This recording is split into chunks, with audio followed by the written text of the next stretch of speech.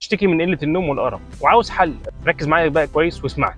هنقول كده بسرعه ايه اسباب الارق وقله النوم. اول حاجه لو في اضطرابات هرمونيه، ثاني حاجه لو في مشاكل نفسيه، ثالث حاجه السهر والناس اللي بتعكس يومها وبتنامش الا بعد الفجر، رابع حاجه الاضاءه البيضاء وانواع الاضاءه والاضاءات الموبايل واللابتوب، خامس حاجه شرب المنبهات، الشاي والقهوه واي حاجه فيها. استنى بس كده ما تروحش بعيد، كمل معايا الفيديو للاخر عشان تشوف الحلول بتاعه الارق وقله النوم وتستفيد. اول حاجه لازم تعمل زي الطفل الرضيع اللي لسه مولود كده. دايما بتلاقي الطفل الرضيع عاكس يومه، تلاقيه بيسهر بالليل وبينام الصبح. هو اول ما يبتدي يزحف كده ويبتدي يعافر ويعمل مجهود يبتدي ينام كويس. جسمك نفس الشيء، لازم تعرضه للمجهود او بمعنى اصح عرضه للرياضه عشان يبتدي هنا الجسم ميلاتونين ينتظم وتنام كويس. تاني حاجه بلاش سهر لبعد الفجر لان ده بيقلل الميلاتونين وبيعلي الكورتيزون. ثالث حاجه البعد عن شرب المنبهات. رابع حاجه والمهمه جدا تمرينات التنفس والاسترخاء، ودي من اهم الحلول للقلق وقله النوم، ودي ان شاء الله هعمل فيها ورك شوب قريب